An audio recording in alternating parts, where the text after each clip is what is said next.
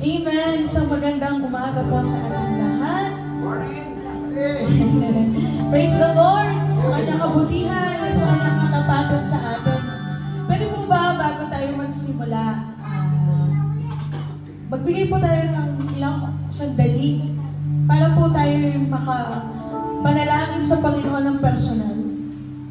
Kung meron kang kahilingan ngayon sa Panginoon, maaari mo itong sabitin sa Kanya bago magsimula ang ating gawain. Kung meron kang mga struggles, mga nais yung pagtagumpayan, sige, atin pong idulog sa Panginoon lahat yan. Atin pong itaas sa Panginoon. Hallelujah. Kahit tayo dito, yadati, let's pray. Let's worship Jesus in prayer.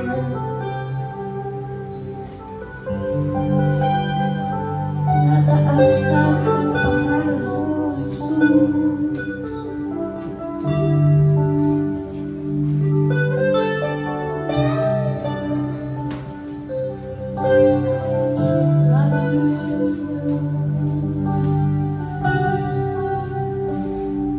Sige po. Nanya ako po ang lahat ng tumayo at tayo sama-sama manalangin sa Panginoon.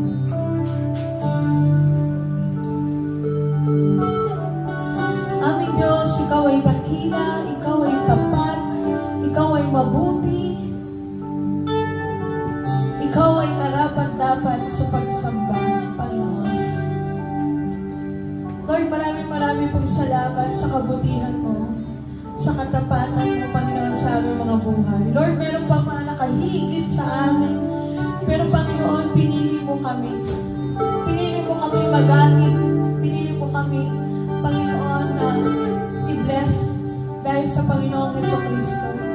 Pinili mo kami maging minamahal mong anak, O Diyos. Tawagin minamahal mong mga anak. Lord, maraming salamat sa oras na ito. Lord, pagpalain niyo po ang aming gawain. Puspusin niyo po kami ng inyong banal na Espiritu.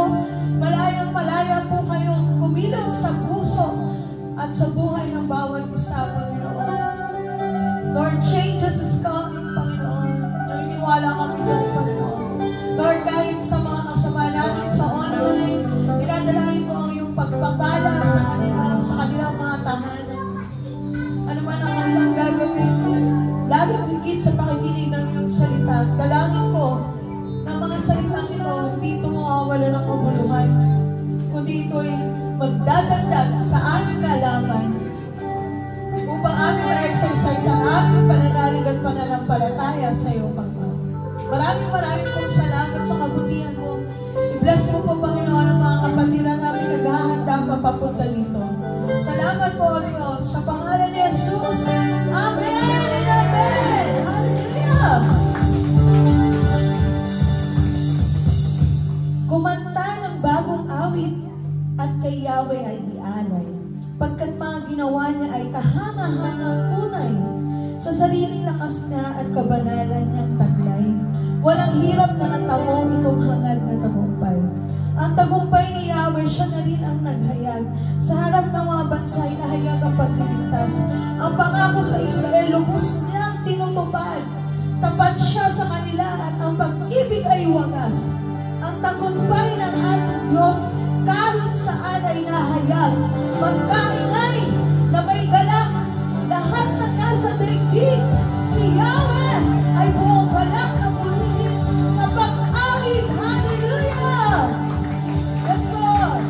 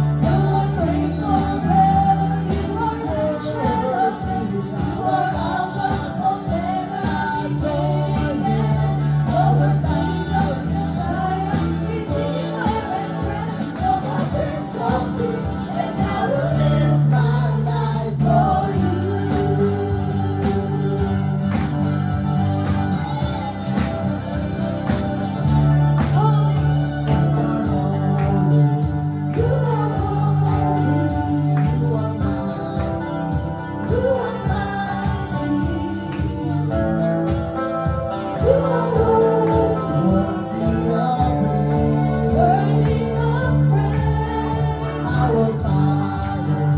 I will follow. I will listen.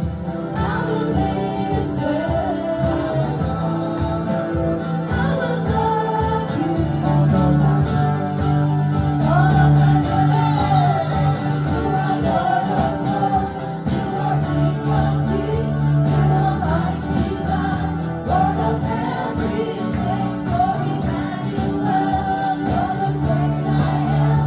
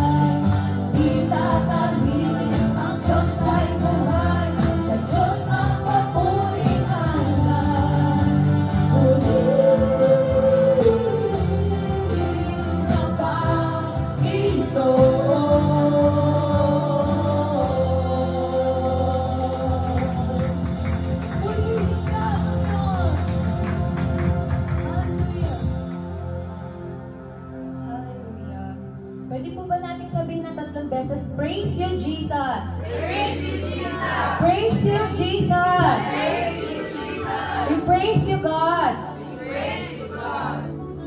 Jesus, remind all of us right now, your days are better when you focus your eyes on Him, more than your problems. Nothing will give you greater peace than letting God be in control to the situation you're not in control. Amen po? Sabi po sa Santiago 1, verse 2 to 4, Mga kapatid, magalang kayo kapag kayo'y dumaranas ng iba't ibang uri ng pagsubok. Dapat ninyong malaman na nagiging matatag ang inyong pananampalataya sa pamamagitan ng mga pagsubok. At dapat kayong magpakatatag hanggang wakas upang kayo'y maging ganap at walang pagkukulang. Let's be firm with our faith in God.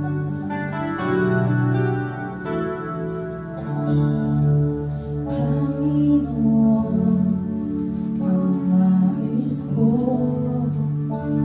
kagandahan mo ay pagmasdan, ang pag-ibig mo sa aking tugon. Kaya may di pababayaan sa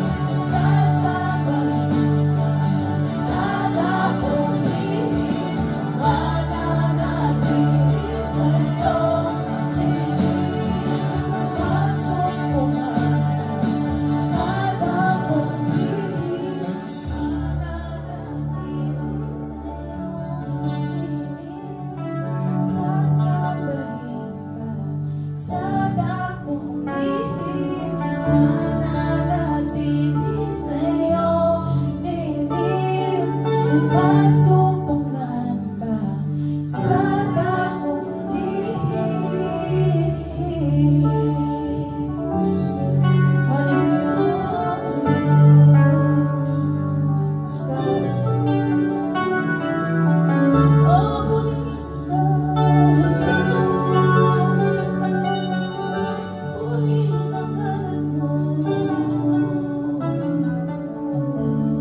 Sige po, habang nakapikit ang ating mga mata, patuloy natin sambahin ang ating Diyos.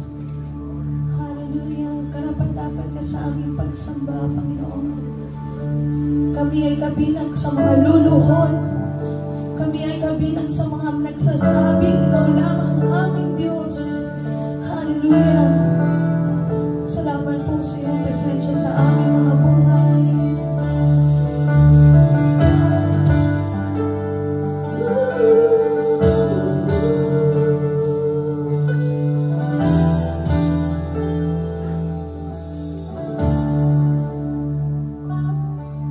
Salamat sa dakila mong pag-ibig. Salamat sa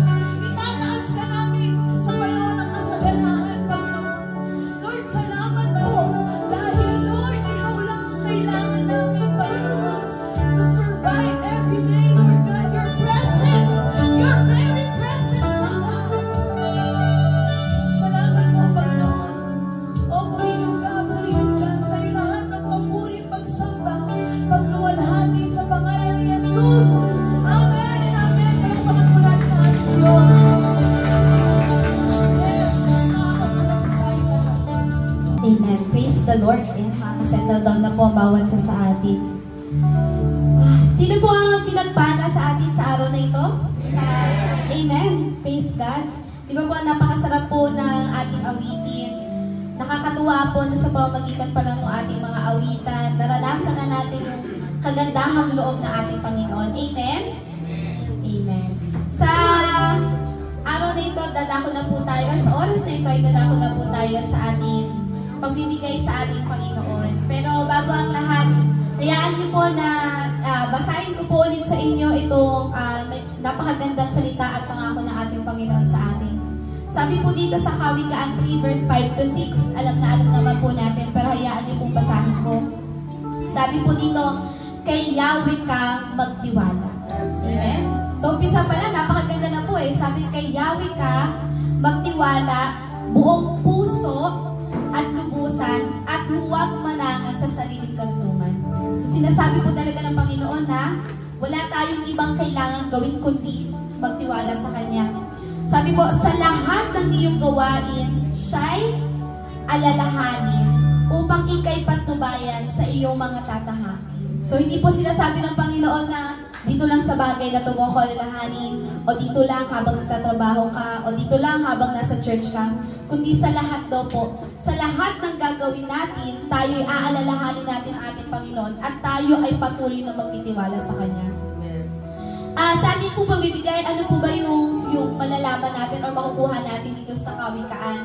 Sabi po may dalawang bagay po na sinasabi ang Panginoon sa atin. Una, sabi po dito, God knows what is going on.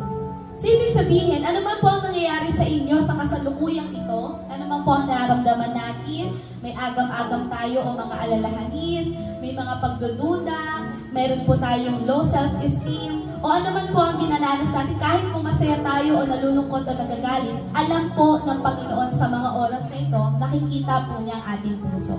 Nakikita niya yung ating isipan. Kaya kung meron po tayong mga katanungan, paano Lord gagawin ko, anong pagkain namin mamaya, Lord, kailan kaya aahon ng buhay ko, kailan ako magkakaroon ng pera, kailan ko mararamdaman ang kasaganaan, lahat po yun alam ng Panginoon sa kasalukuyan na ito. Pero ang sabi lang ng Panginoon, magtiwala, kay Yahweh tayo magtiwala. So sabi lang ng Lord, magtiwala ka sa akin. Diba? Sige po, sabihin niyo po sa iyong katabi, magtiwala ka kay Yahweh. Amen? Diba? Yun lang po yung pinaka-keyword. Ano pa po? Sabi sa pangalawa po, God sees everything that happens to you. So alam din po ng Panginoon ang lahat ng pangyayari sa buhay mo. Sabi nga po, diba, sabi din sa salita ng Panginoon, kahit daw yung number ng hair natin, kung ilan man yan, alam ng Panginoon. So, ganun tayo kakilala ng Diyos. Alam niya ang pangyayari sa buhay mo, simula nang gumising ka, hanggang sa mga oras na ito, kung nagkaroon ka ng struggle, papunta ng church, o kung ano man yung mga naging problema mo ba, o agam-agam simula kanina, o kahapon, lahat yun alam ng Panginoon. At ang tanging gagawin lang daw po natin, magtiwala sa Panginoon. Diba? At sa pinakahuli po, sa kabuuan, sabi po, dahil ganito at alam ng Lord ang kalooban mo, alam ng Lord at nakikita ng Panginoon lahat ng nangyayari sa'yo, alam din at alam na alam ng Panginoon kung ano ang mangyayari sa'yo sa kasalukuyan. Diba po? So kailangan lang magtiwala ka kasi alam na ng Lord ang gagawin niya. Nagtatanong ka pa lang, Lord, ano kaya ang pagkain namin mamaya? Ay, anak, mamaya may minudo ka sa pagkainan mo. Wow, Mama Bel! Diba? Mamaya huwag ka na mag-alala. Makikita mo na lang, may adobo ka na dyan, may kanin ka na dyan, diba? Minsan pagka ganito po mga pagkakataon, yun yung naisip natin talaga eh. Kasi galing po tayo sa, may pinuntahan tayo, so paano ka at yung mga galing sa malalayo, pag-uwi, syempre, ano kakainin natin, di ba? Minsan ganun po, tapos mamaya, ito na lang budget natin, paano gagawin natin, di ba? Sabi ng Lord, huwag ka mag-alala anak, mamaya may budget ka na. Di ba? Yung para sa isang linggo mo na ihanda ko na. Kasi sabi po, God knows what will happen next. So hindi ka kailangan mag-alala because God knows, alam ng Panginoon. Ang kailangan lang natin gawin, magtiwala tayo sa Panginoon. Amen?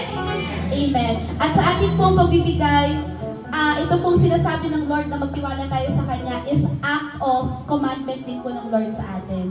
At part po ng ating obedience, ng pagtitiwala sa Panginoon is yung pagbibigay natin sa ating Panginoon. Kaya sa umaga pong ito, bukas palad po tayo, buong puso po tayo na magbigay ng ating kaloob sa ating Panginoon. And He will not fail us. He will open the doors of heaven, the windows of heaven, and pour out His blessings upon all of us. Amen? Amen. Bago po tayo magbigay, tayo po muna ay manalangin. Aming Diyos na siyang makapangyarihan sa lahat. Aming Panginoon na siyang mabuti, siyang nagahari sa lahat. Panginoon, maraming salamat po sa mga oras na ito. Lord, Ikaw po ang siyang patuloy na gumabay sa amin, manguna sa amin. Ano man yung aming mga kakulangan, patawarin mo po kami, Panginoon. At hayaan mo sa oras na ito, masunod ka namin, Lord God, sa pamamagitan po ng aming pagbibigay sa iyo ng aming kaloob at handog. Hayaan mo, Ikaw yung tumingin sa aming mga puso at ipinagkakatiwala po namin sa iyo ang lahat na mangyayari sa aming buhay, simula sa mga oras na ito hanggang sa mga mangyayari pa sa maghapon at sa mga susunod po na isang linggo muling darating. Maraming salamat po. Itaas ang iyong pangalan, luwalhatiin ka sa pangalan ni Jesus. Amen. Magsitayo po tayong lahat at buksan po natin ang ating mga Biblia sa Aklat ng Pilipos, Kapitulo 3, talatang 17 hanggang 21. Mga kapatid, magkaisa kayong tumulad sa halimbawang ipinakita ko sa inyo. Pagkukulan din ninyo ng pansin ang lahat ng sumusunod sa aming halimbawa. Sapagkat tulad ng madalas kong sinasabi sa inyo noon at ngayon luha ang inuulit ko, maraming namumuhay bilang mga kaaway ng krus ni Kristo. Kapahamakan ang kahihinatnan nila sapagkat ang dinidiyos nila ay ang hilig ng kanilang katawan. Ikinararangal nila ang mga bagay na dapat sana nilang ikahiya at wala silang iniisip kundi ang mga bagay na may kinalaman sa mundong ito. Subalit sa kabilang dako, tayo ay mga mamamayan ng langit. Mula rooy, hinihintay nating mga may panabik ang Panginoong Hesukristo, ang ating tagapagligtas. Sa pamamagitan ng kapangyarihang ginamit niya sa pagpapasuko sa lahat ng bagay, ang ating katawang may kahinaan ay babaguhin niya upang maging katulad ng kanyang katawang maluwalhati. Makakaupo na po tayo. Magandang umaga po sa ating pong lahat. Good morning. Okay, purihin po ang Panginoon sapagkat tayo po ay, una sa lahat, tayo po ay binibigyan ng Diyos ng buhay araw-araw. Amen po ba? Amen. Tayo po ay baging gising. Nagpapasalamat tayo, Lord. Salamat. Buhay pa ako, malakas pa ako. Walang may sakit. Tapos kumakain tayo 3 beses maghapon. May merienda pa. Meron pa tayong tinatawag na billion snack. No? Pagdating po sa gabi. At tayo po ay iniingatan, pinapatubayan tayo ng Panginoon araw-araw. Ngayon, sa bawat araw na pagsunod po natin sa Panginoon, ito po ang pinaka-importante, ang pinakamahalaga sa lahat, kung paano po tayo sinusundan o susundan ng mga taong nakatingin po sa atin. No? Napakahalaga po niyan. Kasi tayo po mga tao, bigas po sa atin na meron po tayong ina-idol o ini-idolo na tinatawag. No? Sabi ng mga bata, kapag ako ay nag-asawa, gusto ko katulad din ni nanay at saka ni tatay. Sabi naman ng iba, gusto ko pag ako ay nagtapos sa pag-aaral, gaya din ni ate, gaya rin ni kuya, mahusay sila sa kanilang pag-aaral. Lagi po tayo mayroong gustong sundan. Ang pinakamahirap po na nakataga na pwede natin banggitin, madali yung sabihin, gusto kong mayroon akong susundan. Pero isa sa pinakamahirap banggitin sa iyong sarili ay yung salitang tularan mo ako. Tularan mo ako. At alam naman natin na kapag tayo po ay tutularan, si Kristo lamang po ang pinakahuwaran natin sa lahat. Sa aklat po ng Hebreo Kapitulo 12, talata 1 hanggang 2, pakibasa nga po natin. Kaya nga, dahil napapaligiran tayo ng napakaraming saksi, tanggalin natin ang anumang balakid at ang kasalanan kumakapit sa atin. Buong tiyaga tayo tumakbo sa takbuhin na sa ating harapan. Ituon natin ang ating paningin kay Jesus, sa Kanya nakasalalay ang ating pananampalataya mula simula hanggang katapusan. Dahil sa kagalakang naghihintay sa Kanya, hindi niya inalintana ang kahihiyan ng pagkamatay sa krus at siya ngayon nakaupo sa kanan ng trono ng Diyos. Ituon natin ang ating paningin hindi sa ating sarili. Ituon natin ang ating paningin hindi sa ating kapwa. Ituon natin ang ating paningin kay Kristo Jesus na siyang pasimula at siyang magtatapos nito. Bakit? Sapagkat tayong tao, palagi po tayong may mali. Tayong tao, limitado po tayo. Tanging si Jesucristo lamang ang tanging huwaran na pwede po nating sundan at tularan. At kapag ito po yung nagawa po natin sa ating sarili, tulad ni Apostol Pablo, ganito na po tayo katapang magsalita. Unang Korinto, Kapitulo 11, talatang 1. O, basahin natin na sabay-sabay. Tularan ninyo ako, gaya ng pagtulad ko kay Kristo. Ang katapangan po ng Apostol Pablo ay hindi po sa kanyang sarili. Ang katapangan po niya ay nagsasabing, ang pagtulad niyo sa akin ay gaya ng pagsunod ko kay Kristo. Tinapunin niyo, meron bang kamalian kapag kay Kristo tayo sumunod? Hindi po ba wala?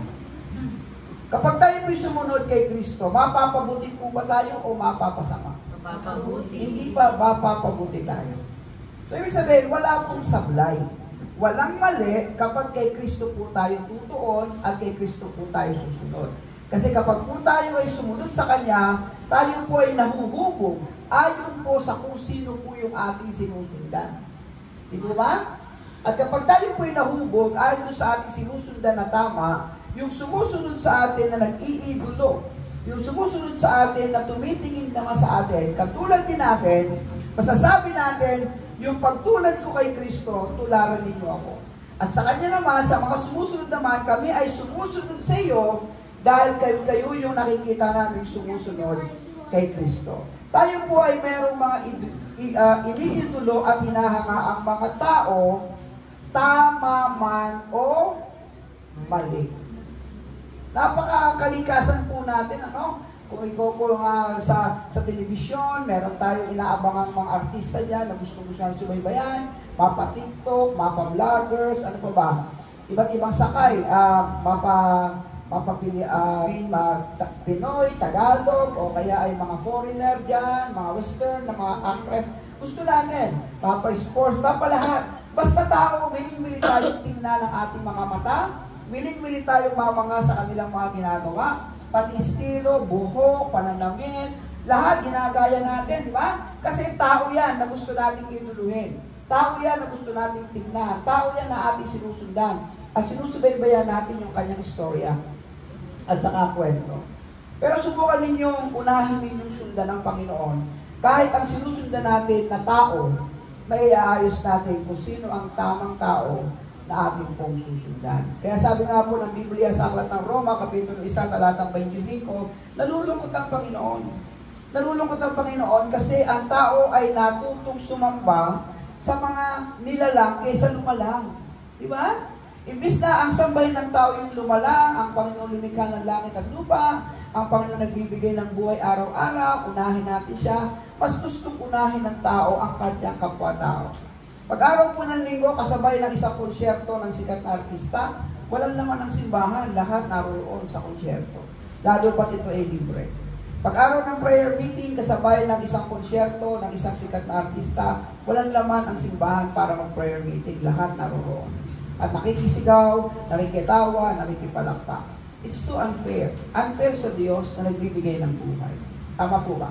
Unfair sa Diyos na nagbibigay ng pagkain araw-araw, nagbibigay ng kalakasan sa atin. Meron nga naging sensational na sa YouTube, di ba? Yung nag-viral. Pinay-question niya, bakit palagi nila pag may achievement ako, ang Diyos ang aking pinasasalamatan? Bakit ang credit ay sa Diyos? Eh ako naman nagpakahirap. Nakuha niyo po. Nanawa niyo gusto niya sabihin. Ako ang nagpakahirap, ako ang nagpagawa ng bahay, ako ang nagsikap mag-aral para makatapos. Pagkatapos, pagdating sa uli, sasabihin, salamat sa Diyos, salamat sa Diyos. Bakit sa Diyos? Bakit siya kay kreditan ko? Eh samantalang ako ang nagpakahirap. So, hindi niya naiintindihan. Hindi niya naiintindihan, ang talino galing sa Diyos, ang lakas galing sa Diyos, ang pag-iingat galing sa Diyos, ang lahat ng provision ay nanggaling sa Diyos. Kaya nangyari sa kanya ang lahat ng ito. Mahirap umintindi ang tao. Bakit? Sapagkat tumitingin siya sa kanyang kapwa-tao. Mahirap umintindi ang tao sapagkat ang mga material sa bagay na nakikita sa paligid, hindi niya naiisip na ito ay galing sa Diyos. Lagi niya iniisip, galing sa tao, galing sa akin, kayamanan ko to, kayamanan ko yan. At ang lahat ng ito. So ano ang hamon sa iyo ng salita ng Diyos? Una, ito po yung hamon ng salita ng Diyos sa atin sa binasa po ng ating tagapagbasa kanina. Ang pagkabasa po dito ay hangarin. Okay? Hangarin, na tama ang sinusundang halimbawa. Lasain, gustuhin na tama ang sinusundang halimbawa. So kung mali na, ayaw mo na yan. Kung hindi na tama, no way na sa akin yan. Pero pag tama ang direksyong susundan ko, go ako sa'yo. Tama niyo ba? Ito yung pananindigan gusto sabihin ni Apostol Pablo sa atin ngayong umaga. Sa Filipos Kapitulo 3, 17-18, basahin po natin. Mga kapatid, magkaisa kayong tumulad sa halimbawang ipinakita ko sa inyo. Pagkukulan din ninyo ng pansin ang lahat ng sumusunod sa aming halimbawa. Sapagkat tulad ng madalas kong sinasabi sa inyo, noon at ngayon, luhaang inuulit ko, marami ang nabubuhay bilang mga kaaway ng krus ni Kristo. Nagsimula kami sa aming pong bahay. Ako, aking asawa, at ang aking pong mga anak, pati ang aking mga apo, kasama ni Mami at ni Daddy. Natutuwa po kami kasi yung ehemplo na gusto namin pong, na amin pong ginawang pagsunod sa Panginoon, sumunod po kayo. Amin ba yan? Nagagala kami. Nagagala kami kasi hindi na kami nag-iisa ngayon. May dumating hanggang maging tayo. At dumami tayo ng dumami. So nakakatuwang isipin na, Panginoon, kayo na aming sinusundan. Ang sabi dito ng Biblia ng ating binasa, pagkukulan din ninyo ng pansin ang lahat ng sumusunod sa aming halimbawa. Sa aming halimbawa. So natutuwa tayong isipin na yung halimbawang ginawa po namin sa pagsunod sa Panginoon, naging kapansin-pansin sa inyo. Amen po ba? Amen. Hindi naman tayo pumunta dito para lang sa amin. Kay Lord ito. Pero meron kaming sinundang Panginoon na ngayon ay sinusundan po natin lahat. Amen po ba? Amen. Nakakatuwa. Nakakagalak sa puso na tayong mga mananampalataya kay Kristo, tayong umiibig sa Panginoon, ay meron ng halimbawang na ipapakita sa bawat isa po sa atin.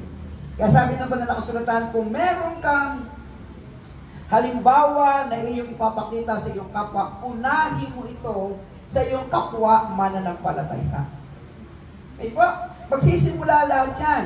Kung gusto mo ba, may ipakita ang totoong ikaw, magsimula yan sa bahay. Hindi sa labas. Kasi sa labas, pwede tayong makapeke ng tao. Kung baring mabait, kung baring mapagbigay, pero sa loob, ang damot-damot mo, sa loob ng bahay, napakasulit mo, palaway ka, etc., etc.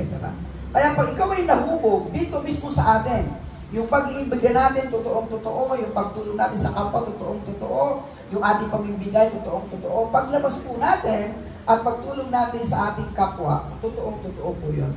Wala pong halong kahipokrituhan. Diba? So, ang tanong dito, ano po yung ating hinahangad na tama na sinusundang halimbawa? Maaaring ito po ay mapapahama o maaaring ito po ay mapapabuti. So, saan ka doon? Ano yung nanasain ng puso mo? Hangaring kapapahama o hangaring mapapabuti tayo? Pangalawa po ay iisang direksyon o magkakanya-kanya tayo.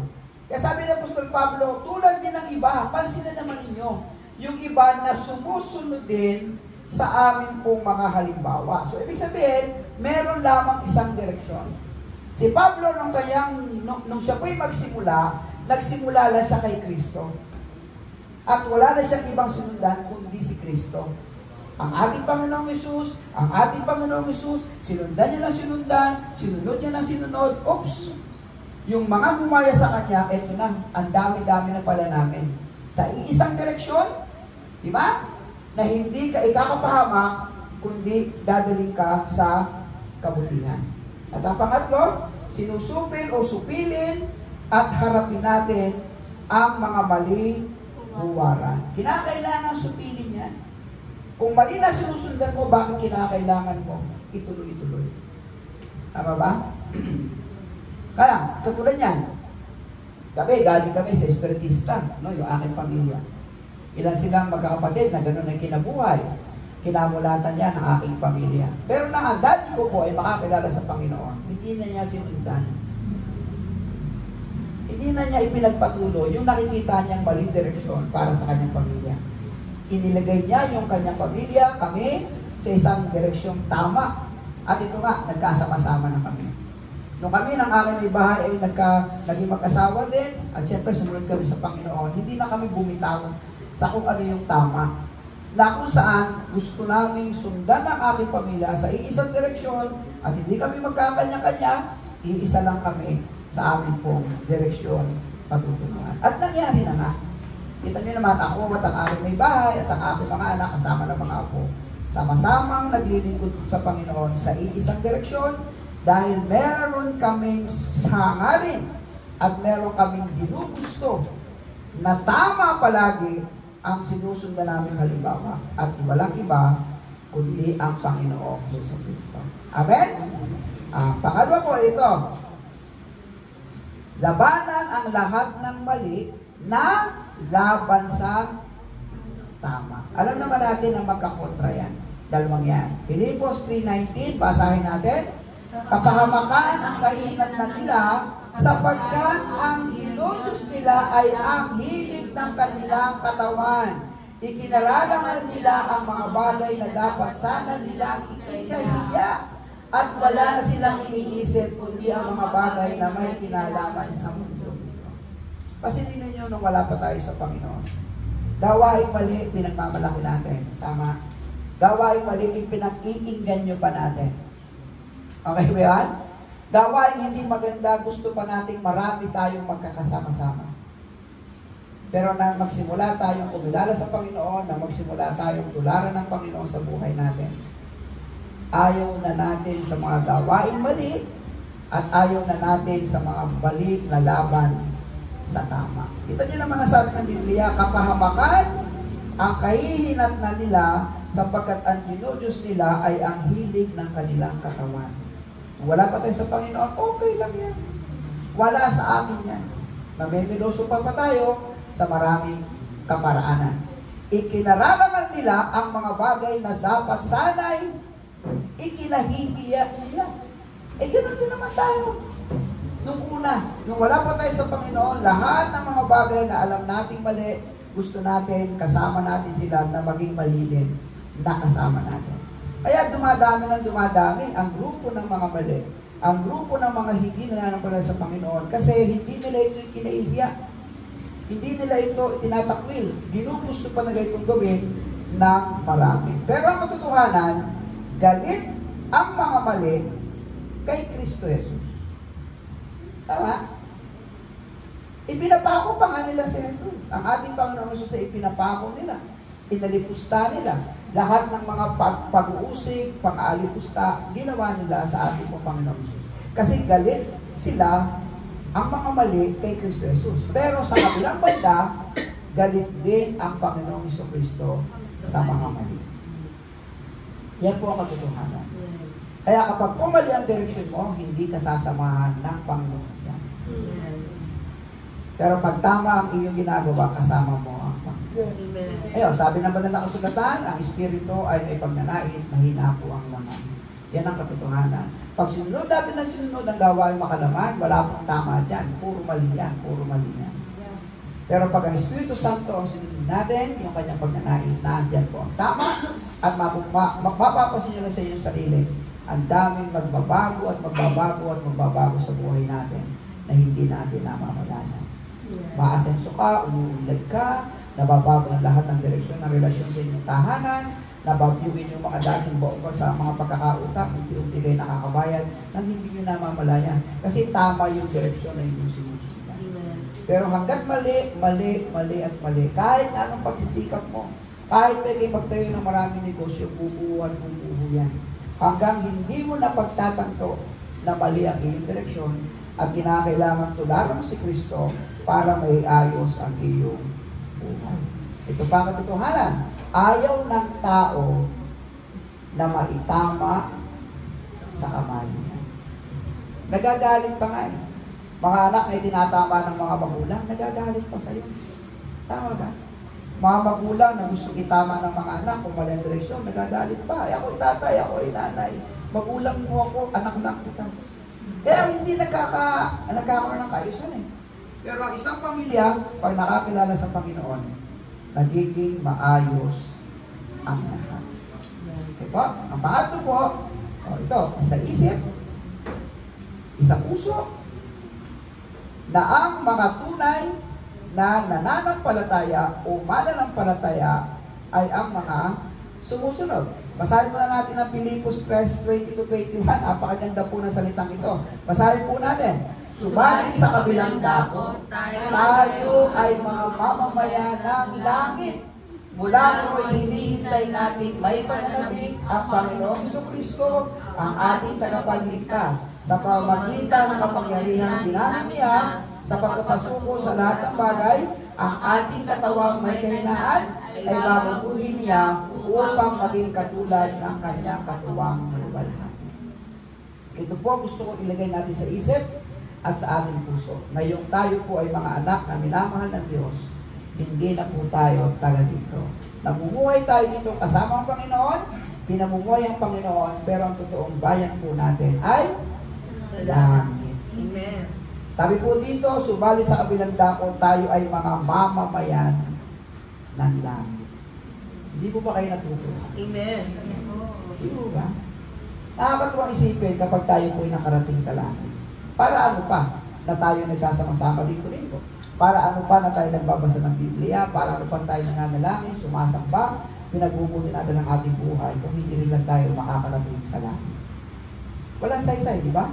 Pero may paako ang banal na kasulatan, ang lahat ng nananampalataya at sumampalataya sa Kanya ay mamamayan ng langit. Oh. At ang isa pong pinakasensitibo at sitwasyon na dapat po natin bantayan, yung pagbabalik ng Panginoon anumang oras.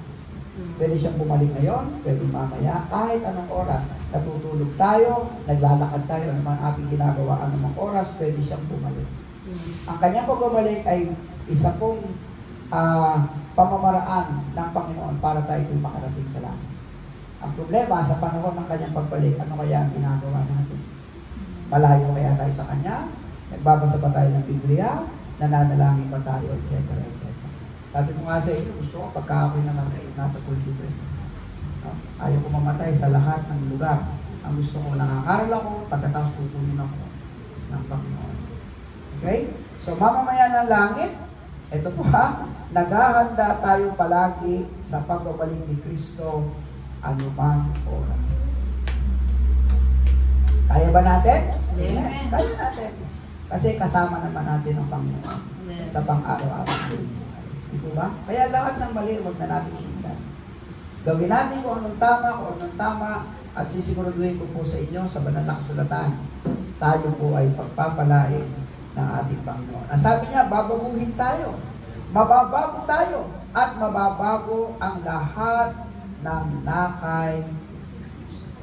So, ang tanong ko sa inyo, sa kasalukuyang buhay nyo ngayon, saang direksyon at pinatutunguhan ang iyong sarili? Sa tingin nyo, nasa tama po ba kayo?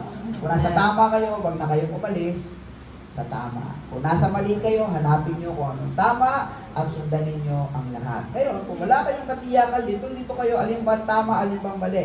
Merong isang solusyon ng Panginoon. Tularan nyo si Kristo. Sundan nyo si Kristo. Sundin nyo ang lahat ng kanyang mga utos. Hindi nyo namamalayan, ang laki-laki na ipinagbago nyo sa inyong mga buhay. Ang araw ng ganitong uri ng pagsamba, hindi na malaking issue sa iyo. Hindi na napakahirap magdamit, mag-ayos. Lahat ito pinananabigan na natin araw-araw. Yung pananalangin, hindi na nakakainip. Gusto nyo laging kausapin ng Diyos.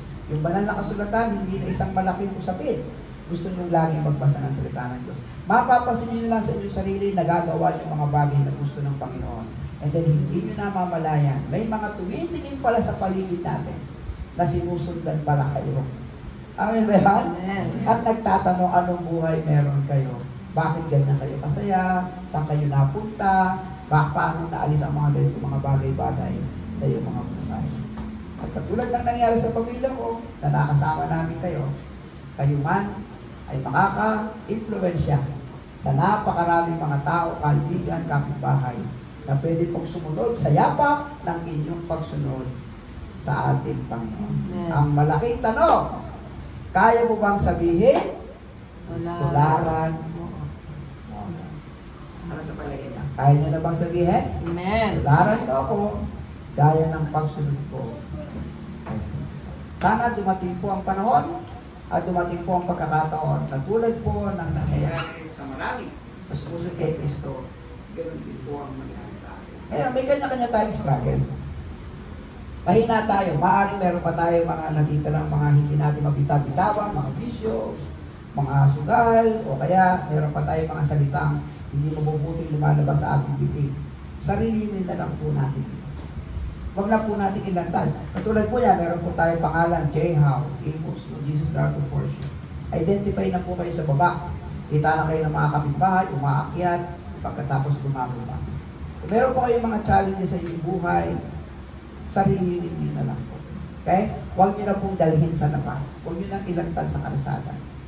Kasi marami na po ang makakapansin na pwede pong lumikha ng hindi pagtingin ng tama, kundi paghusga sa isang katulad natin na ganyan pala mga born again, pareho din lang pala naman sa amin. Naunawaan po ninyo ito sa Biblia. Kaya kung ito po yung inyong po struggle pa sa inyong sarili, wala naman po tayong lugar para humusga. Hindi ko naman kayo nasusubaybayan araw-araw. Hindi ba ako nakakapunta sa inyong mga bahay o nakakausap. Pero kung ito po sa sarili ninyo, ang ginagawa po ng iba sa bahay na lang nila ginagawa. Hindi na po sa labas. No? Ingat din po kayo. Kahit naman kami nag-iingat. No? Nag-iingat din kami. Yung sumakay kami sa jeep, sumakay kami sa bus, pagkatapos na nakalagay sa amin ni Loto. Diba, no? Ingat din kami, ano? Ayaw namin sa lotong, backroad loto. Hindi pa talaga kami sa 7-Eleven. Para kahit pa paano may makakita pang galing sa 7-Eleven si Pastor. Eh pagka loto ang nakalagay sa likod, ay si Pastor tumaya. Lawan niyo po ibig sabihin. Eh lalong mahirap kung nag-aantay ka ng bus, nasa po Sogo Hotel. Pagkatapos may katabi ka pang hindi ko kilala, ang pagkama lang pang kasama mo. Hindi po ba? Yan ang sinasabi ko po sa atin.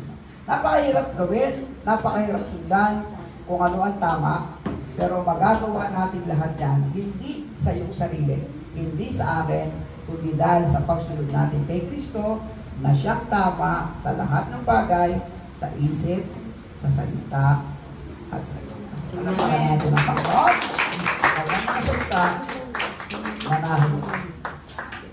At ang isa po nagpapatuwid ng ating pong buhay, ay ang pag-alaala po ng banal na hapunan. No? Ang banal na hapunan po ay isa sa napakagandang ginagawa po natin. Sa ito po ay pag-alaala sa magandang ginagawa ng Diyos sa ating buhay. Ang kanyang pagligtas at ang kanyang pagpapatawad sa ating buhay. No?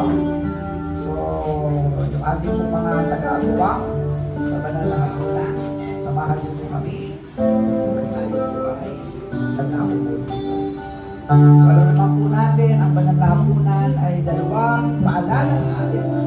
Ito, paalala po ng kanyang pagkamatay sa krus ng Kalbaryo at paalala po ng kanyang napaka-makapangyarihan po ng nagbugas ng ating makasalanan at kapatawaran sa ating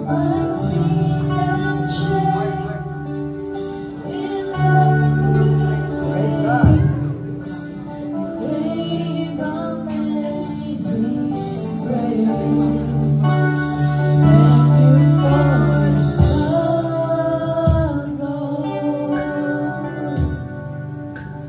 Thank you for the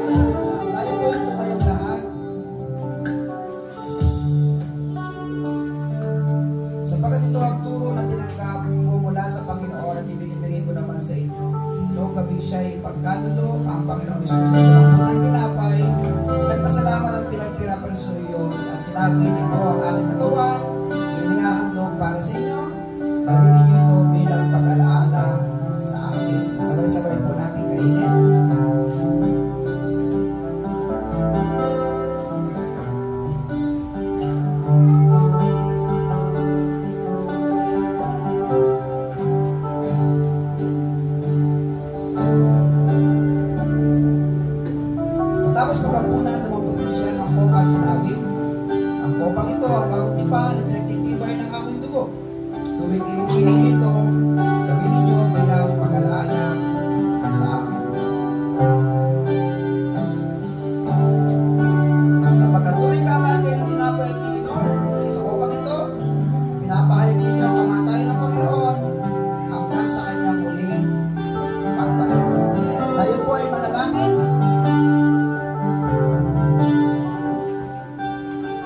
Aming Diyos, aming Panginoon, wala kaming direksyon. Kahit kailan hindi kami magiging tama sa aming ginagawa. Mananatili kaming magulo ang buhay. Mananatili kaming walang direksyon. Kapag hindi po kami sumunod sa iyo, ikaw po ang huwaran na dapat namin tularan.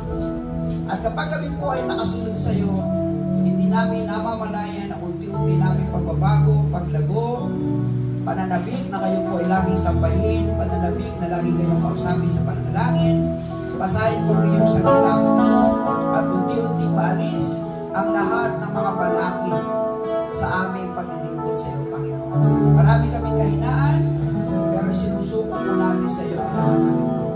Meron na kaming pangalan, meron na kaming pinapakita sa harapan ng mga tao. Kilala na kami ng mga Kristiyano na nagasunod po. Mga minamahal na anak ng Diyos na dapat mag-ingat sa lahat ng aming ginagawa sa isip, sa salita at sa gawa. Kaya kung meron po kami mga struggle pa sa aming sarili, Panginoon, tulungan niyo kami sa aming pagsasarili, Panginoon,